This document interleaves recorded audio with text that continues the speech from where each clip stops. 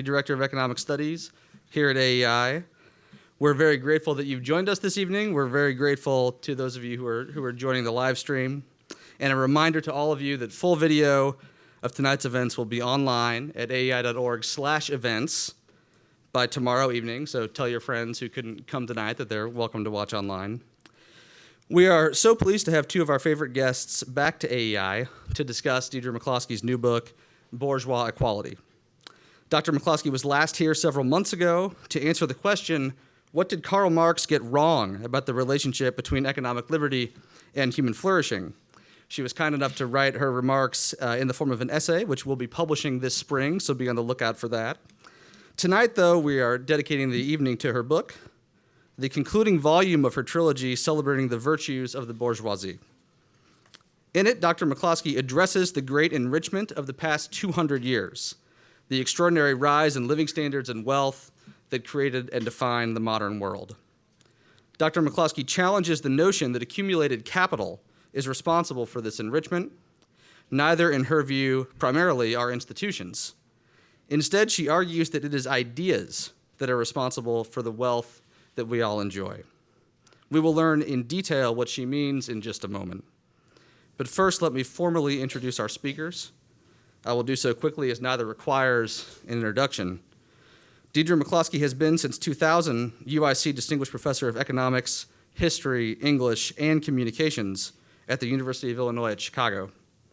Trained at Harvard as an economist, she has written 15 books and edited 7 more, and has published 360 articles on economic theory, economic history, philosophy, rhetoric, feminism, ethics, and law.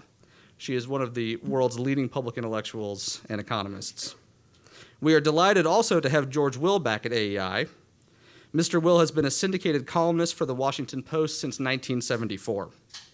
Today, his column appears twice weekly in more than 475 newspapers. For 35 years, he was a regular contributing editor of Newsweek magazine. In 1977, he won the Pulitzer Prize for commentary. For 32 years, beginning as a founding member in 1981, he was a panelist on ABC's This Week. In 2013, he became a contributor to Fox News' daytime and primetime programming. He attended Trinity College, Oxford University, and Princeton University, where he earned his PhD and served as a trustee. A word about how tonight's programming will go. Following my introductory remarks, Dr. McCloskey will speak for about 15 minutes from this podium about her book. Then Dr. McCloskey and Mr. Will discuss her book for about a half an hour. Concluding their discussion, members of the audience will be able to ask questions. Please hold your questions till the end, and after that, we'll have a reception out in the foyer. With that, I invite Dr. McCloskey to the podium.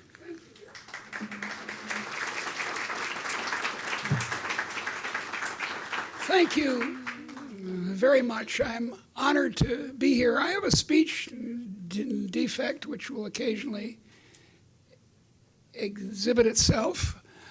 I'm not ashamed of it anymore. I was ashamed of it for many years, but I've stopped being ashamed of more or less everything. The advantage of extreme old age. So if you can't stand it, you can run screaming from the room. This is a free, thank God, still a free country. This book is called Bourgeois Dignity, Why Economics Can't Explain the Modern World. No, sorry, that's the wrong one. That's the other one you should buy. And then there's one earlier, all available cheap on Amazon, called The Bourgeois Virtues, Ethics for an Age of Commerce. But the one we're speaking about tonight is Bourgeois Equality. Somewhat surprising joining of words. How ideas, not capital or institutions, enrich the world and will continue to enrich it. Now, by ideas, I mean 2 levels of ideas. The obvious part is that ideas for a separate condenser on a steam engine, or an idea for a computer chip, or an idea for the modern research university, the University of Berlin in 1810, made the modern world. And that's certainly true, and is by contrast with the claim that my fellow economists have been making since the blessed Adam Smith, that capital accumulation is what makes us rich. Now you need bricks and piling bricks and bachelor's degrees on top of one another to have a modern building like this or a modern institution, that's for sure. One of the reasons I don't come to Washington very much is that it irritates me so much to see these intelligent young BAs walking around scheming to take more of my money. I find it very depressing.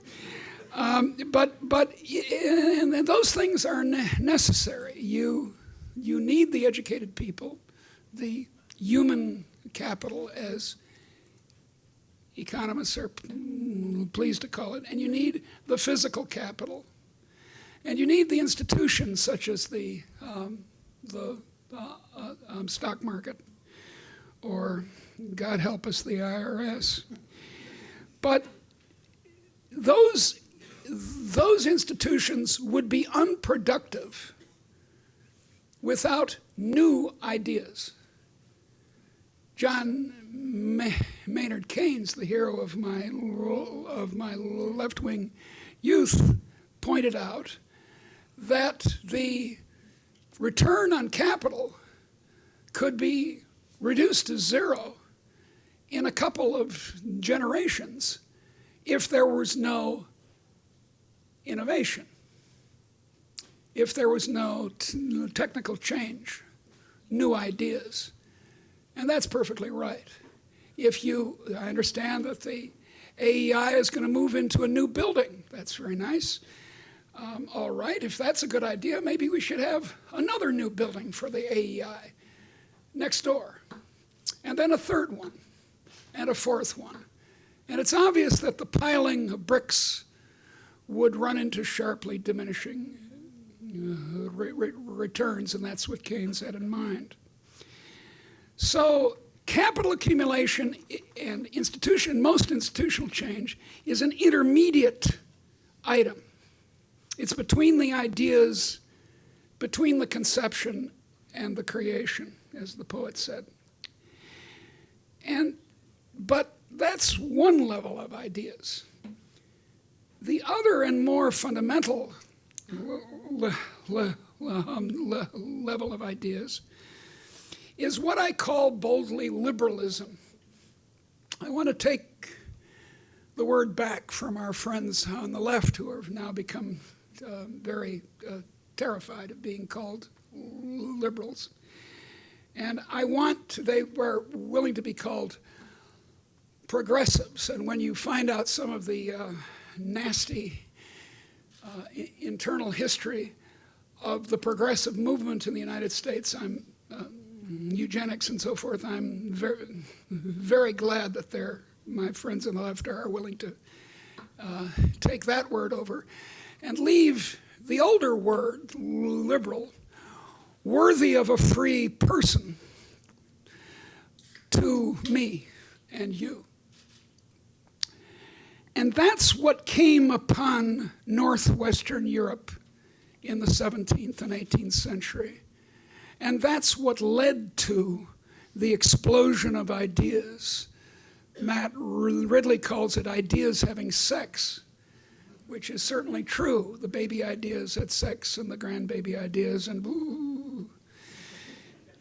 All right, so it's liberalism. Well, what exactly do I mean by that?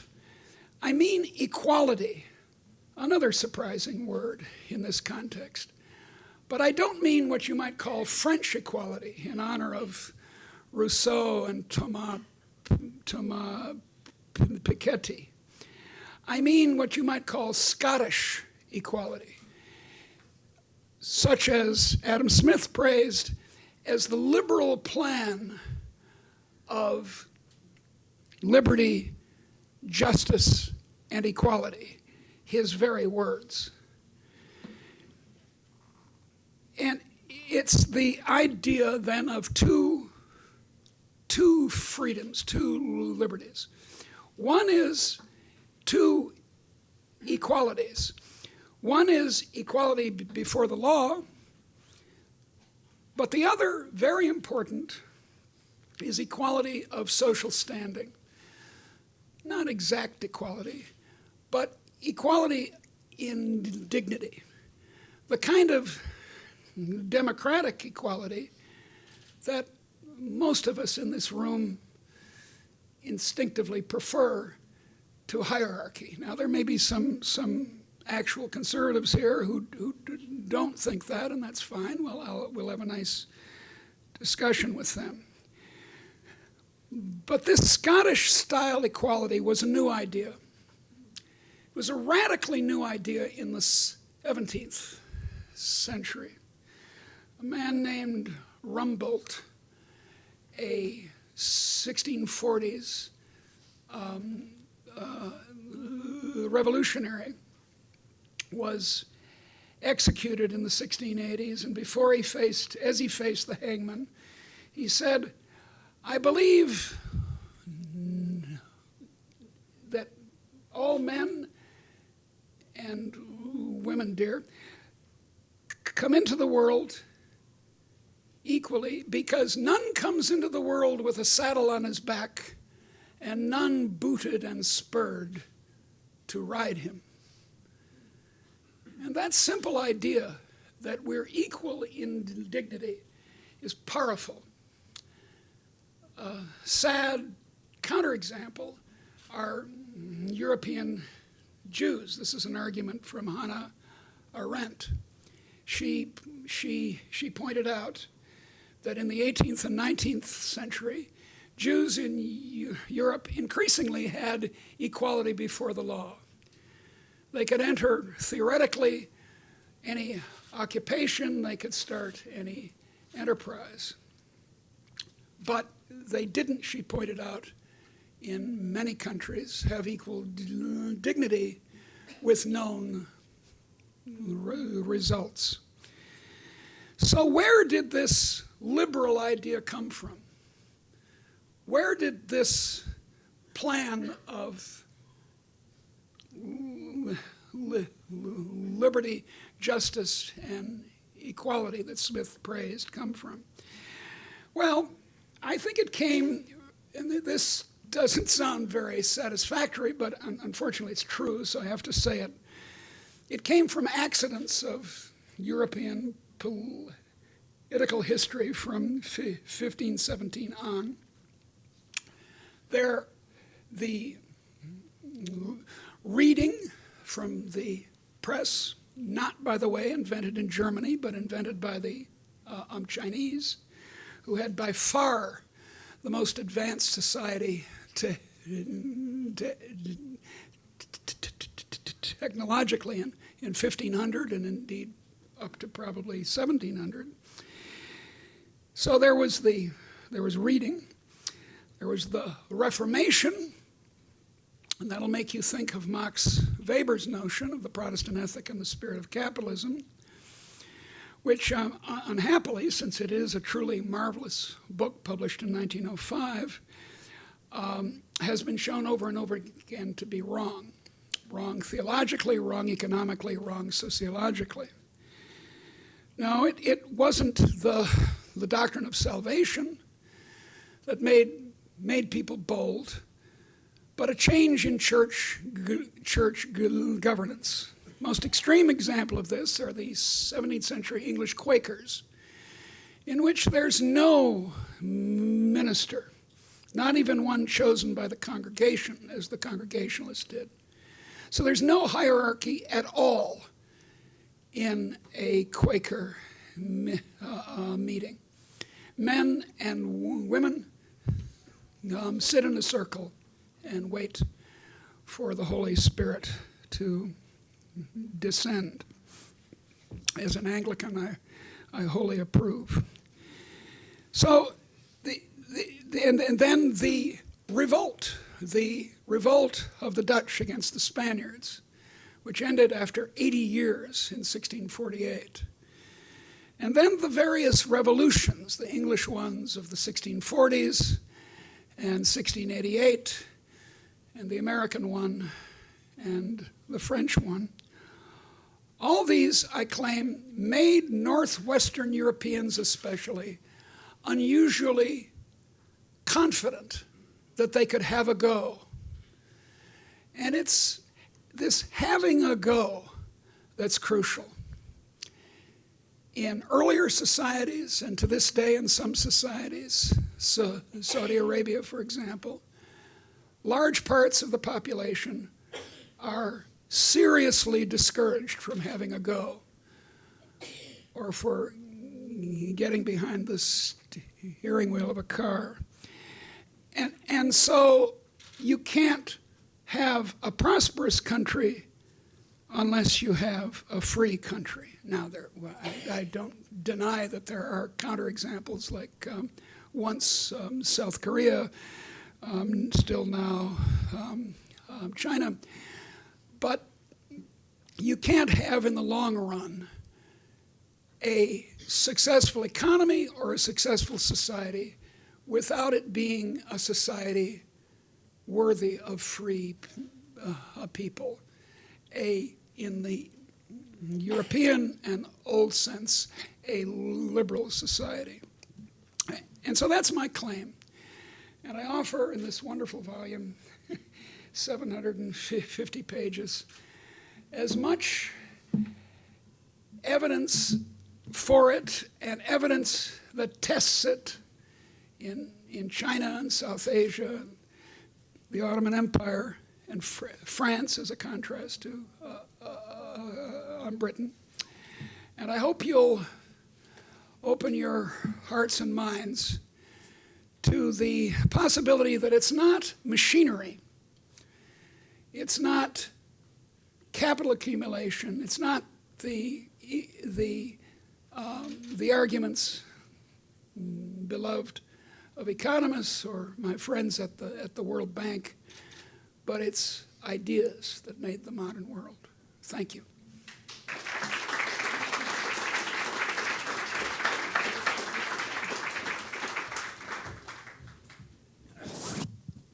I'll carry my show and tells.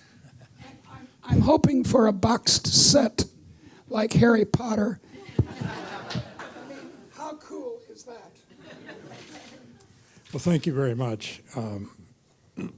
Let's talk, people can get your ideas from the book. I want to know about your technique and how you apply them elsewhere. A wit, who also is an economist, I think, said the following, that about 200,000 years ago, there were creatures sort of like human beings. And for the first 199,750 years, nothing happened. And then in the middle of the 18th century, things did happen. In your remarks just now, you referred to accidents of European political history. And I could hear all the Marxists saying, it is no accident, comrade. That's what we said back in the party. That's right. And I'd like to know, all history eventually is an argument about causality, causation. We know that the War of Jenkins' ear was caused by some guy named Jenkins in his ear. We don't know. But things after that get more complicated. Trying to establish even what caused the Great Depression or the more recent Great Recession, we'll argue about that for centuries, let alone big things like the Reformation or the Renaissance. You have taken a really big thing, the Great Enrichment, and said it was caused by ideas. My question is, could it have happened elsewhere, and if not, why not? Well, I think it could have happened elsewhere. I mean, it's part of my purpose in these three books to lean against the presumption that there's something very, very special about people with white skin. I don't think this is true. I think it's shown by the great success of people without white skin when they move into liberal societies.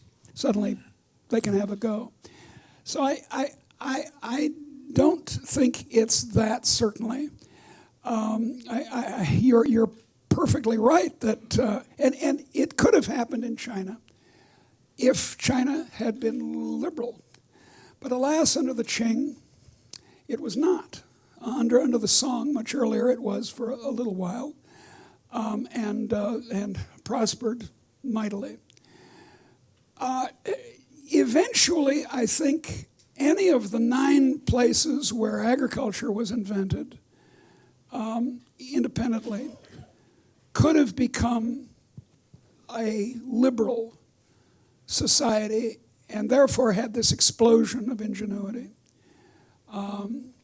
But I must say the contingencies of Northwestern Europe in the in the 17th and 18th and 19th century was that, for example, if Holland had not existed, if the Dutch Republic, say, had been crushed, or if the Armada had succeeded, as it almost did, then England would not have had the irritating example of economic success in Holland. And France would not have had the double irritating success of Holland and England. So an accident of European history could have been the Protestant wind that dispersed That's right. the Armada. That's right. It was the superiority of English cannons and the Protestant wind, because it was the best army in Europe, and the Duke of Alva was the best general in Europe, and they would have. There's this wonderful episode where Queen Elizabeth on a horse in Tilbury Field talks to her army, this pathetic army of English people who would have been completely crushed by the Spaniards if they got there. She says, "I know I have the body of a weak and feeble woman, but I have the heart of a king, and a king of England too." Yay! Well, luck. Let me ask you to apply your insight and your technique to something else that may be comparable, may not be. You can tell me. In 1787, there were 4 million Americans. Yep. 80% of them living within 20 miles of Atlantic tidewater. Yep. They needed a constitution, and they got those 57. Yeah. At Philadelphia. Miraculous. Yeah. But it wasn't a miracle, because we don't believe in those, or you do, but well, I don't. I do sometimes. But how would the McCloskey technique explain that? Well, for one thing, one of the constant arguments in the volumes, this boxed set, is for what I and a few other people call humanomics. That is, economics that admits the force of language and culture, most particularly language in my case. I think how people talk matters. I think you do too, or you wouldn't bother to be a columnist. You and I both believe in the power of words, although it doesn't look like it's working too well in the Republican Party right now. But still, it was, I don't see the inevitability of the Constitution. Suppose, look, Nelson Mandela compared with Washington. South Africa and the United States were terribly fortunate to have those two people. Without Washington, I don't mean as a general. I think what I'm asking is there's something about the astonishing social soil of the fringe of the North American continent in the second half of the 18th century. The Anglosphere, it's been called. Produced Washington and Hamilton and George Mason and all the rest. It did. Out of words, out of the words they loved, out of, for example, this astonishing play, which I find practically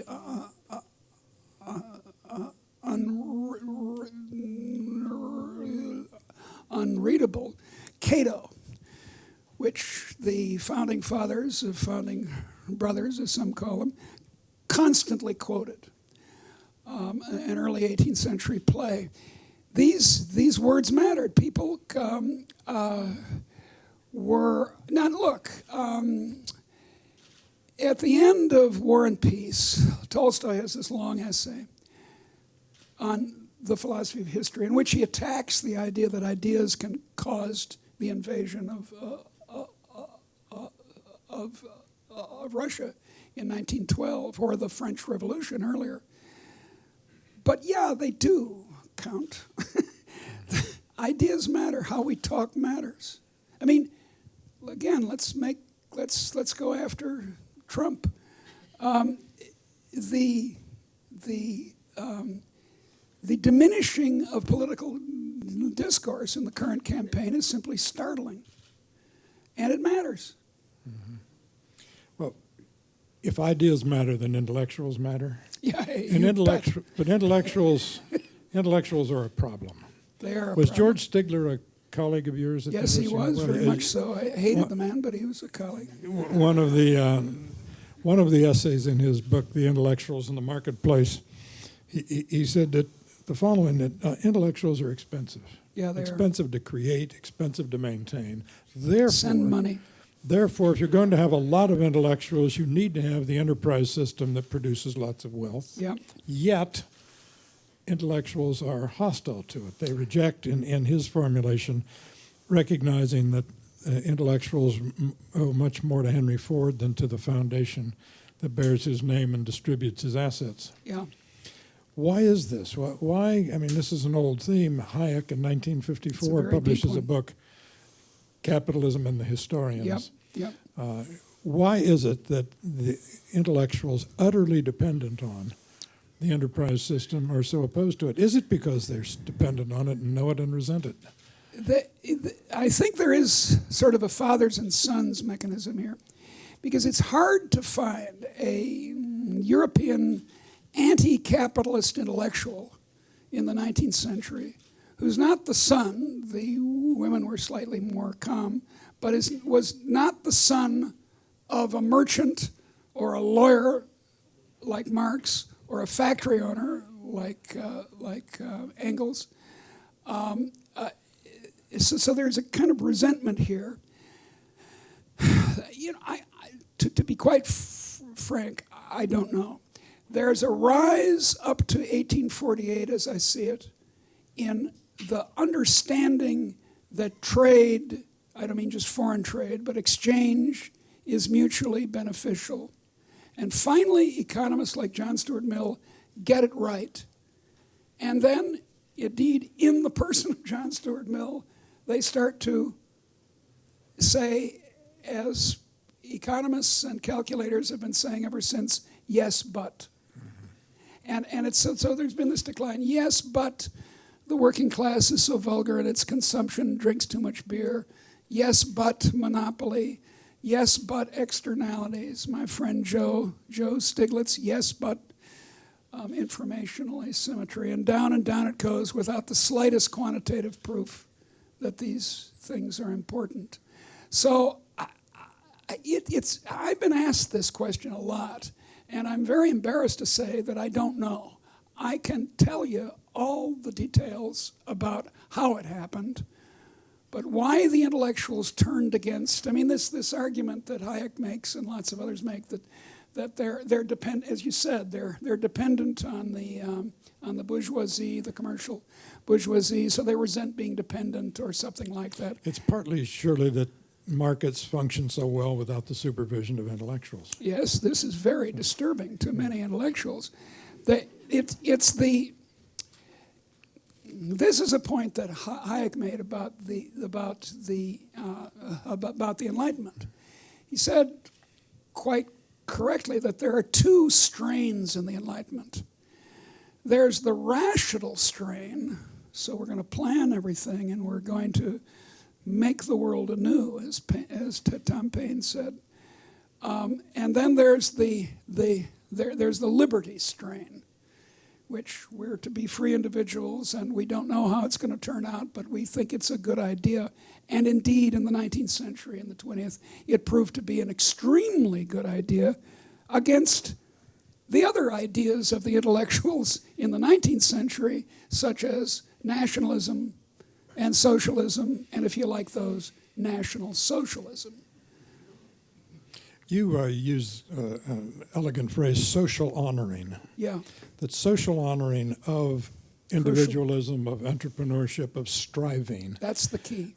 is the key to everything. If you It's have the key to everything. If you have social honoring, the system works. Yeah, it does. How do you cultivate social honoring? Well, by writing columns, George, and by writing books, and but more important, I think you and I will agree, as they say in country music, the rubber meets the road in popular culture. In movies, we Hollywood has got to stop producing movies against capitalism by producers who are capitalists.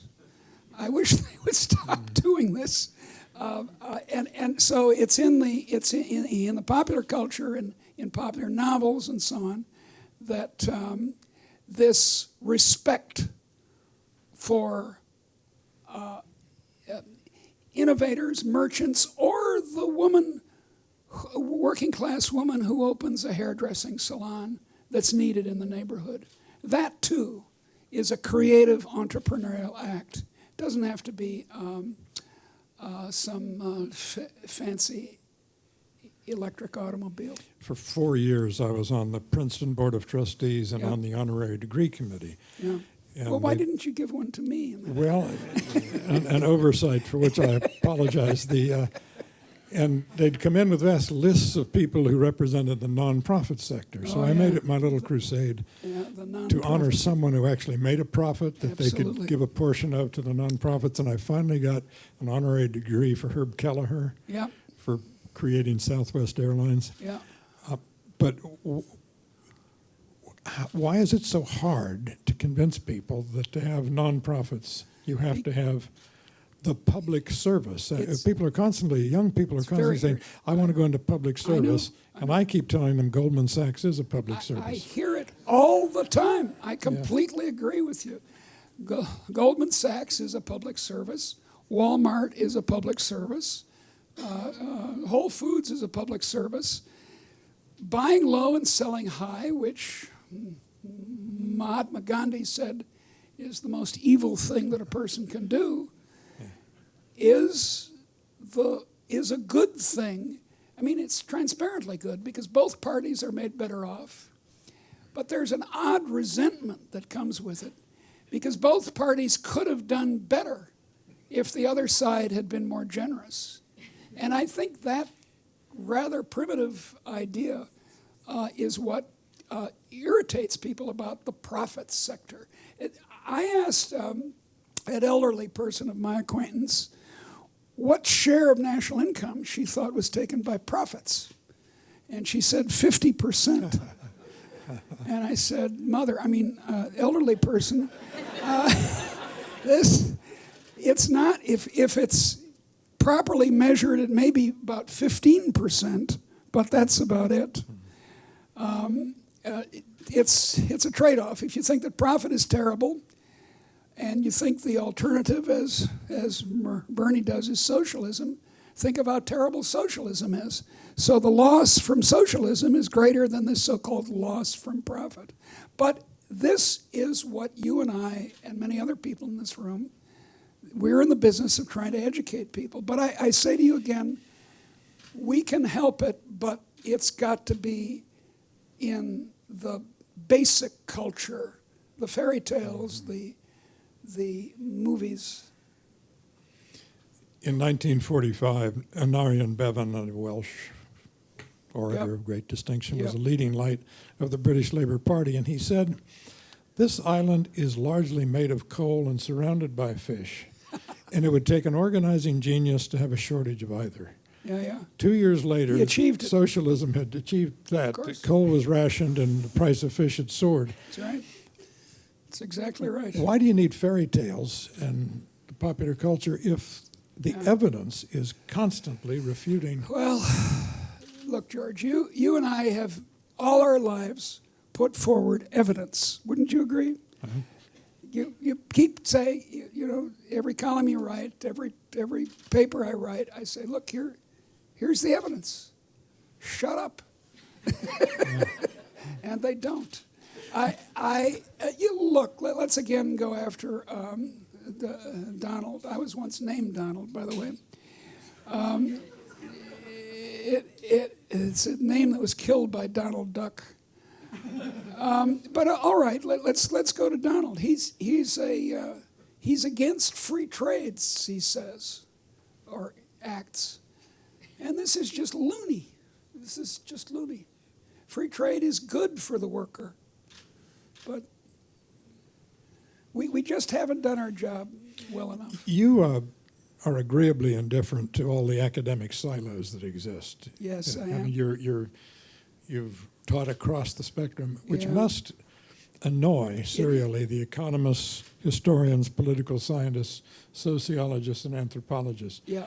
What criticism have you received from them for getting out of your lane, so to speak? Well, the ones who give me the most grief on this account are my colleagues. I mean, I was trained as an economist. The economists. And it's the economists. And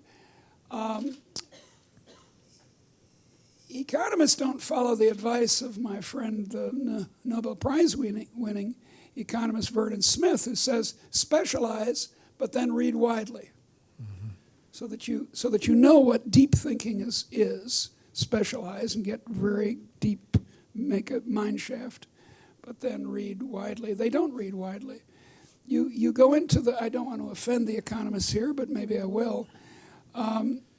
You go into the house of most economists and there are no books. And that's the actual truth. And it's shocking and sad. That's why we need a humanomics. We need serious teaching of what we called at Chicago price theory, so that the economists actually know economics. And then we need to have general education for graduate students, where they're required to take a course, I don't know, in the history department or the English department. But your coming box set is a set of books on 3 books on economics. It is. It's how wealth is created. That's the core. Okay, now, it's the nature and causes of the wealth of nations. Right. So, adhering to Karl Popper's dictum, any thesis, any scientifically valid proposition should be refutable. Yeah.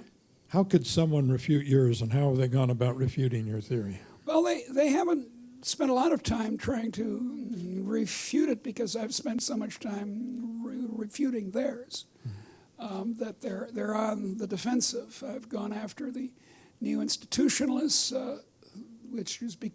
who become orthodox in the World Bank. In the World Bank, they say the proposal is add institutions and stir. That'll make people better off. But here's how you do it. You would say that I was wrong to think that there was a massive change in the attitude of people towards innovators. Or they could make a materialist argument, saying that ideas are epiphenomena, as Marx told us. And if they could show that, then they're very good scholars. Suppose they went back to to my example of America in the second half of the 18th century. They'd say, well, yeah, they had these ideas, and it's all very well, but they had the American geography. Yep. And you'd have Frederick Jackson Turner and all these people, the influence of space in America. Right. So the ideas, they would argue, are actually reflections of material circumstances.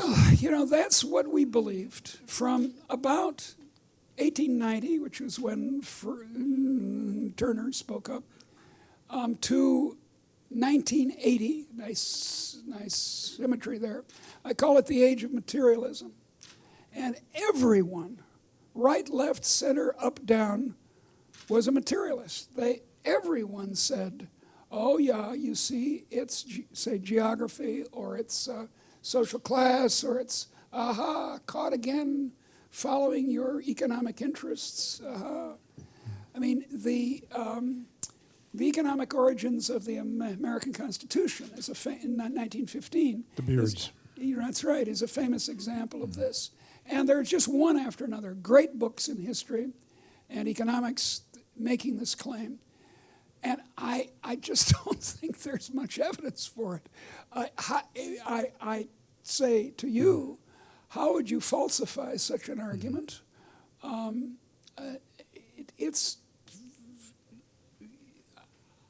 don't even think people did a very good job in connecting economic interests to ideas. In any case, I think it's vulgar and I think you'd agree, kind of naive and foolish to think that people always vote their economic ideas. Engels didn't. And the number of traitors to their class that you can name. I was just speaking with Fred Smith in the Comparative Enterprise Institute, and he and I agree that many business people don't follow their interests. They have an interest in a free society, in a liberal society, yet they go along with excessive regulation and whatever. Why isn't your answer to the materialists who say, well, the ideas reflect material conditions and are a response to certain social or geographic or historical pressures? Yeah. Why isn't your answer, who cares? They're still ideas. Yeah, that's a very good answer, which I didn't think of. Thank you very much. I'll use that in my next article. Yeah, that's right. Now, that's not quite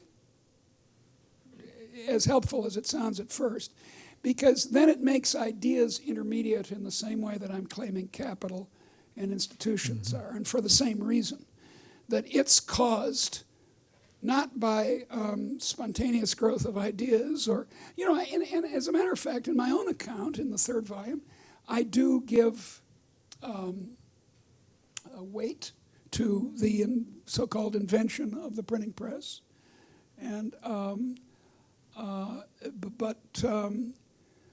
so I'm not completely opposed to allowing ideas to be caused. I mean, they're caused by something, that's obvious. Things just don't poof appear in people's heads. They're all caused. So again, if obviously an idea has a social context. Yes, it does. And indeed, I would be very strong on that, as many of my other books, and these books too, have said. The way we talk is social. That's rather obvious. What would be the point of talking if there weren't someone else on the other side? And we speak with a language, although the famous remark is, do we speak the language or does the language speak us? Which is kind of creepy, but true. What the postmodernists and deconstructionists would say is materialism proves that our ideas are social constructs, Yeah, and therefore without dignity, yeah, and therefore without primary force. yeah. Well, that's one kind of postmodernist. If you look into my other books, George, and books I wrote in the 1980s and early 90s, you'll see that I proudly nail my flag to the flag post of postmodernism. But my postmodernism is, I guess I'd have to say now, liberal postmodernism. It's not this somewhat loony form that some of my friends in the English department advocate. Well, it's a short step and an ominous one from ideas are social constructs to those who hold ideas have false consciousness. Yes, that's and right. They are to be tutored by those who have somehow attained proper That's consciousness. right. You've just summarized. Which is what we're seeing on campuses everywhere. But you've just summarized the history of European socialism. That was the claim. That's Lenin's argument against what he called somewhat strangely called economism, that the party doesn't need to do anything because the Bernsteinian revisionism, the party doesn't need to do anything because in the advanced capitalist economies, revolution is inevitable. And Lenin, who knew that he wasn't going to get a revolution in Russia by just waiting around, opposed that. And it's the deep contradiction in Marxism, and that the revolution is inevitable. I'm from the party, I'm going to help you have a revolution. Makes no sense, it's a contradiction. On that note, why don't we take some questions for you, sir? Have we got microphones? Yes, sir. My name is Cammy, but Mr. Will, I would ask you a question. Why people are so mean to you? I mean, my English comprehension is very poor. I have to read your article twice if I have time, but I take shortcut and read what people write about you at the end of the article. And people are so mean to you. What is the reason? And my second question to you is, what is the difference between, you have to pardon my ignorance, I was raised in a Muslim country, and we are taught very differently about Hitler than you are taught. Hitler? Hitler? What? Hitler, you said? I was born in a Muslim country, I was raised up there. So Yeah, we are taught about Hitler very differently than you are taught.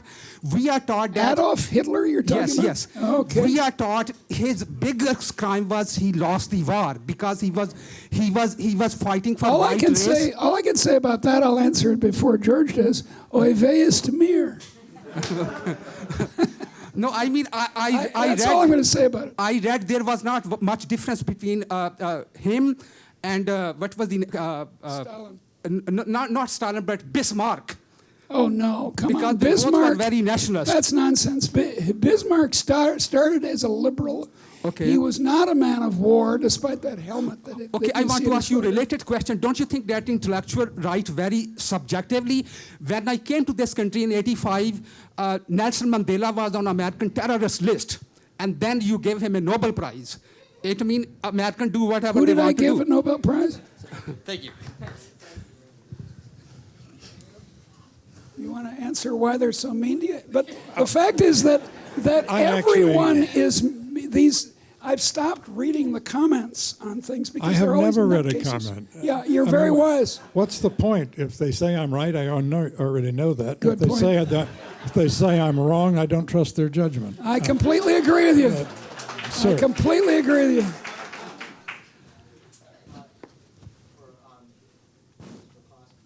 That's not on. You didn't turn it on, dear. This is the oldest electronic technology, and it fails about a third of the time. Concerning ideas, I'm Yeah. wondering if there's a hierarchy and Yeah, there whether is. or not the Judeo-Christian moral traditions and this other idea that God is watching us and we have to report to him. I mean, there Yeah. are believers and not. Okay.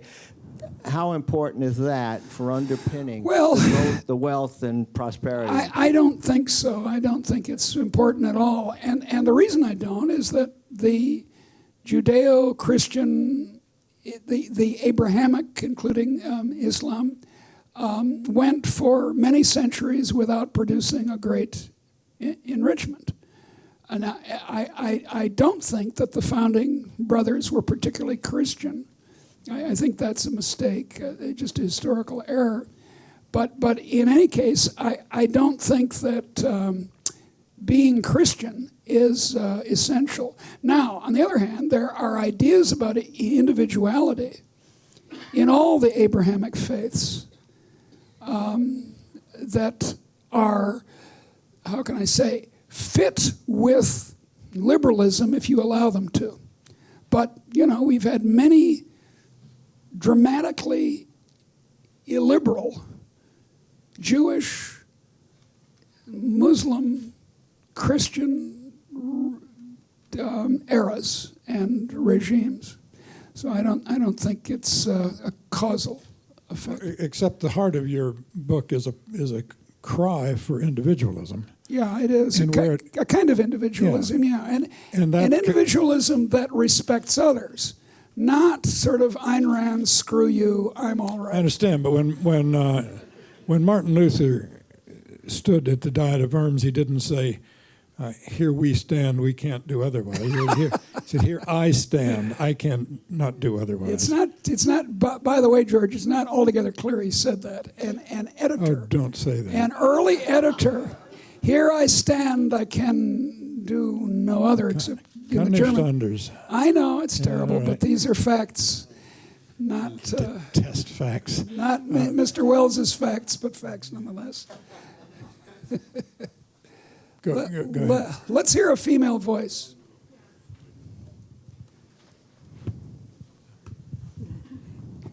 My name is Li Yang. Thanks for your presentation.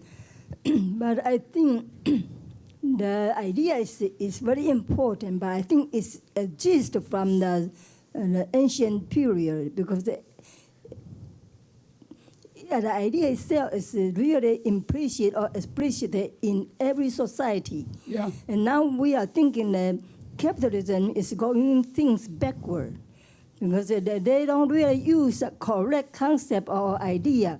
For instance, Chicago economists, they misuse the privatization, so they use everything to be profit about people. Well, And then the people just use the ancient style or labor. They use their idea to produce all kind of trade and education. So it's really, from the beginning, idea and education is very important. But now capitalism in the United States, they don't use, But you know, dear, I don't think that the ancient world produced the modern liberal world. We often talk about Athens. Actually, some people think Sparta was a wonderful place. I don't. But there were some marvelous things about Athens. But half the population, namely the women, were in Purda, or were virtually enslaved, and it was a slave society, and foreigners had no rights, et cetera, et cetera, et cetera. So I don't think ancientness makes. In fact, this is an important theme in this book, that the modern world is modern. It's new. It's rather sudden. And it's utterly unexpected in 1600 or even 1700 that it bursts forth, and bursts forth in a part of the world where you wouldn't expect it to. As far as the Chicago School is concerned, I taught for 12 years in economics at the University of Chicago. I am a Chicago School economist, so far as that's concerned. And I wrote a review of, what's his name, Michael Sandel, is that his name? Has a rather, well, I won't characterize it. Has a book about economists taking over the society and making everything into markets. And you consult my webpage, you can find this review of Sandel. And I don't think it's a very sensible book. Commodification is the name of the sin. Yeah, right? Commodification and... Way in back. Sir. David Burton with the Heritage Foundation. Hello? Hello. Send money. I say that to everyone, so don't be offended. Well, that's great. We appreciate it. I would like to ask you two related questions. The first is, Hayek in the 30s and 40s wrote two articles framing the problem of economics as a problem of information and knowledge rather than production and distribution. Yes. I was curious how you would relate your ideas to his ideas at that period. Those were very influential articles with me. And the idea that knowledge is, so to speak, distributed through the society and can only be assembled by markets or science maybe, but especially by markets, is an extremely powerful one, and one that economists, for the most part, have not quite, as I said, there's been this decline since 1848, and part of the decline is to ignore Hayek's ideas about knowledge in society. My second question is, Hayek and others emphasize the importance of entrepreneurship and innovation, They just do. as you do. And I was wondering, how, as an economic historian, how important do you think the ever-increasing regulatory state is to the decline of entrepreneurship and innovation and the low growth rates and low employment creation rates that we're currently experiencing? I fear that, and it's one of the main reasons I wrote the books as a defense of what is lamentably called capitalism. But I do think, though, now that you've asked me, there'll be no extra charge, that the recent, what would you call it,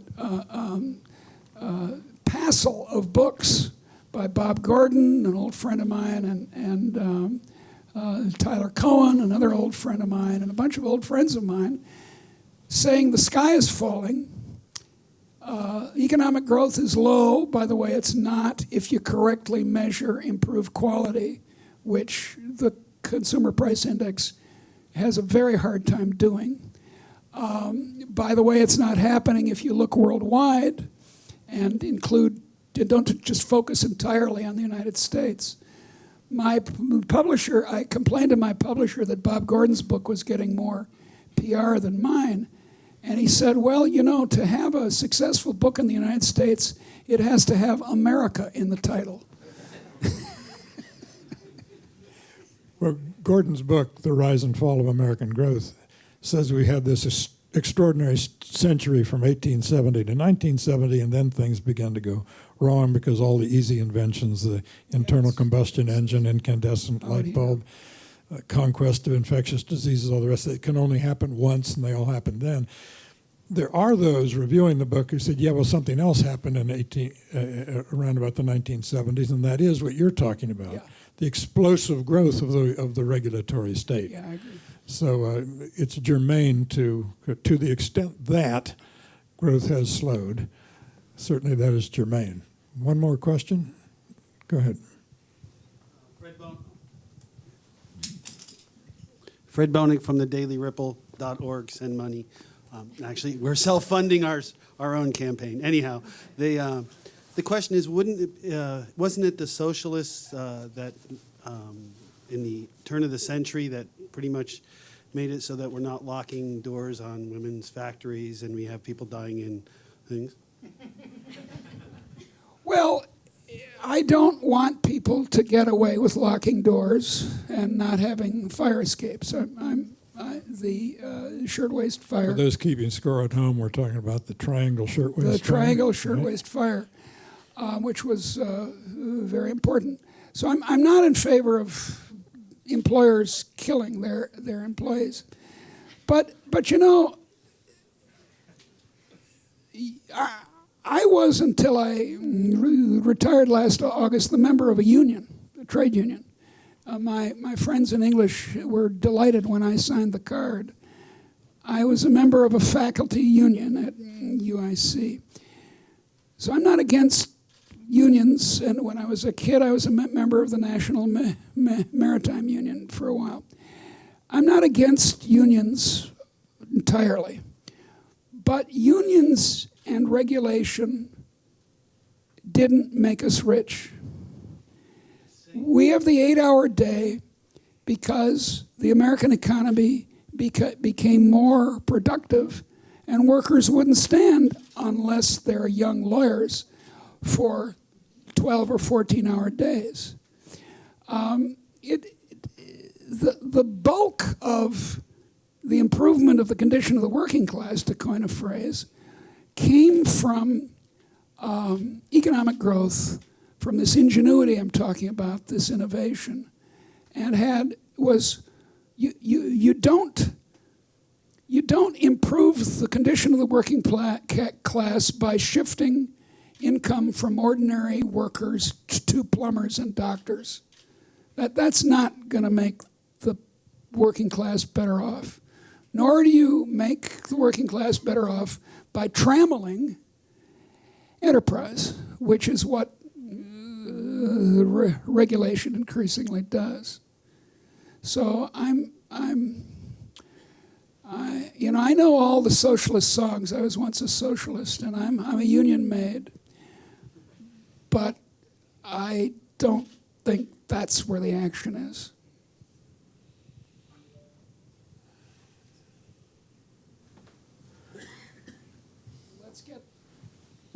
Let's get it to someone. Again, I'd like to hear a woman. Go on, speak up.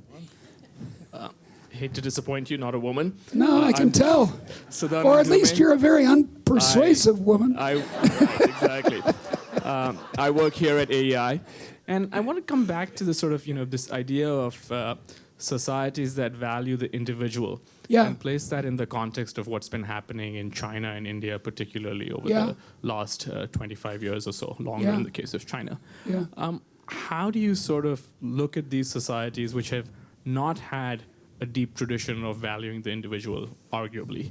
How do you look at their odds of attaining prosperity in that context? Well, when I was younger, a young economist, we were told that the Chinese would never develop because, they're Confucians. And we were told that the South Asians, or the Indians in particular, would never develop because, they're Hindus. And I think that's just the top has been blown off that proposition by economic growth in China and India.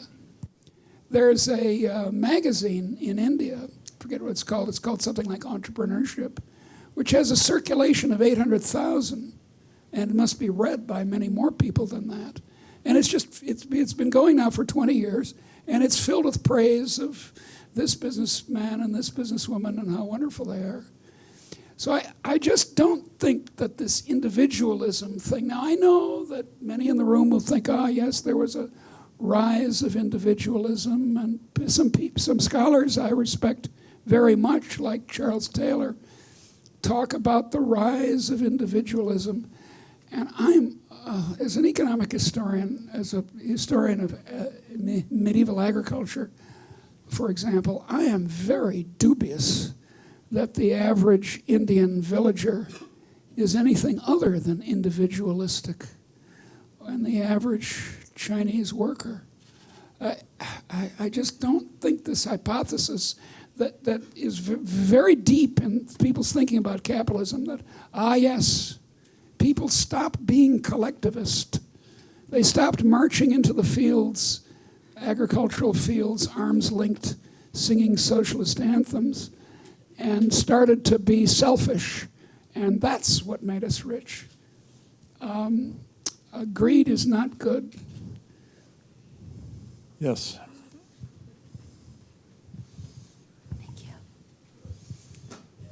Ma'am, thank you very much. My name is Cornelia Weiss. You talk about the power of ideas, and I'd like to hear about power of ideas from public intellectuals. I see that one of your ideas influenced a Supreme Court decision, and can you provide other examples of where your ideas as a public intellectual have influenced? Thank you. That's I'm afraid the only one that I can cite. It was a case about now it's about 4 years ago. My father was a constitutional historian. Would have loved that a child of his had wrote a brief for the Supreme Court in a case that was decided, to my astonishment, 9-0 in my favor, against a technique called tests of statistical significance, which I've been waging war against for almost 30 years. And now that there was this 9-0 decision in my favor, as I call it, this is, you'll have to understand, a slight exaggeration. Not the number, it's 9-0. Now I'm not going to argue about it anymore with my colleagues in economics. If they're in the jurisdiction of the United States, I'm going to call a cop.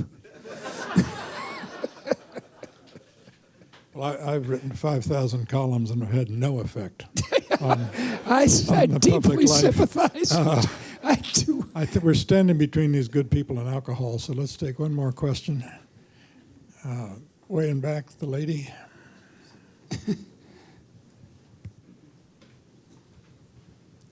Dr. McCloskey, I'm interested if you are familiar with Antonio Gramsci's synthesis of materialism and idealism Very much so. and how that. He's one of my what your heroes, response is. Antonio is. Awesome. Michael Walzer, a political scientist at the Institute for Advanced Study, said of Antonio Gramsci that he was that rarest of things in the 20th century, an innocent communist. Because the fascist government jailed him and he died in jail.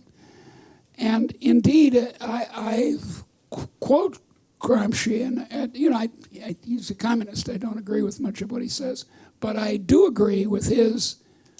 It's actually an extension of what I was saying before about Lenin, that Gramsci understood the force of ideas, and